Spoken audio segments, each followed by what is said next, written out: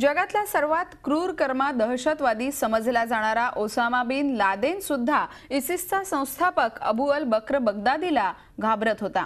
लादेनच्या घरात सापडलेल्या 21 पानांच्या पत्रात हा धक्कादायक खुलासा झालाय। 3 वर्षापूर्वी लादेनने लिहिलेल्या या पत्रातली प्रत्येक गोष्ट आता खरी होताना दिसतेय। बगदादीची क्रूरता पाहून घाबरला होता ओसामा बिन लादेन। लादेनच्या मृत्यूनंतरचा सर्वात मोठा खुलासा। लादेनच्या 21 पानी पत्रात बगदादीच्या दहशतीची कथा।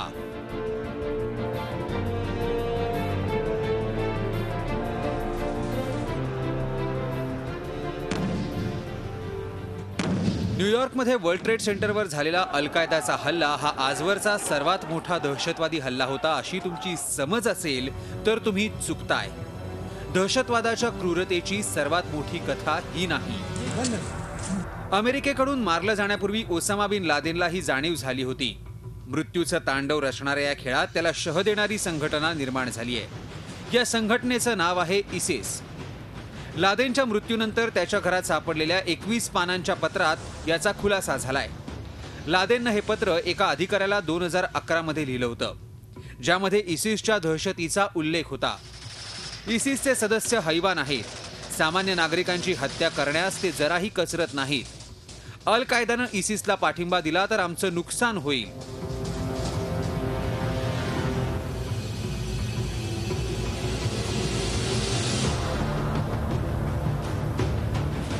इसिसनं बगदादमध्ये केमिकल शस्त्रांनी मशीद उडवली होती, त्याचा उल्लेखही या पत्रात करण्यात आला होता।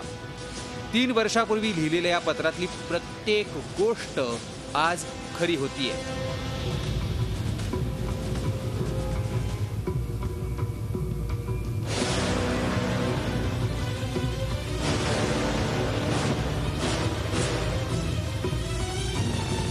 बगदादीच्या दहशतवाद्यांनी इराकमधून मानवतेला हद्दपार करण्याची शपथ घेतली आहे। या दहशतवाद्यांच्या भीतीनं सिंजरच्या पहाडात लपून बसलेल्या नागरिकांनाही अगदी वेचून मारण्यात येत आहे।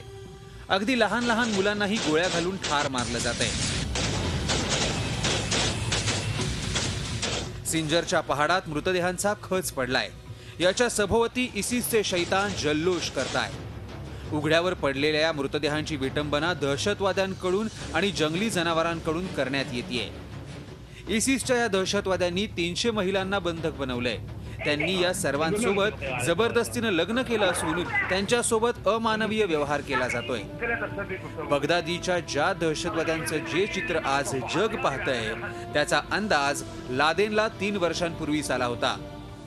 आज इसिस ही संघटना दहशतवादाचं दुसरं नाव बनली आहे, जिला अडवणं जगातल्या बड्या राष्ट्रांसमोरही मोठं आव्हान आहे।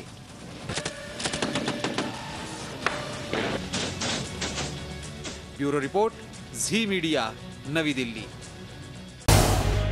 झी 24 तास रहा एक पाऊल पुढे।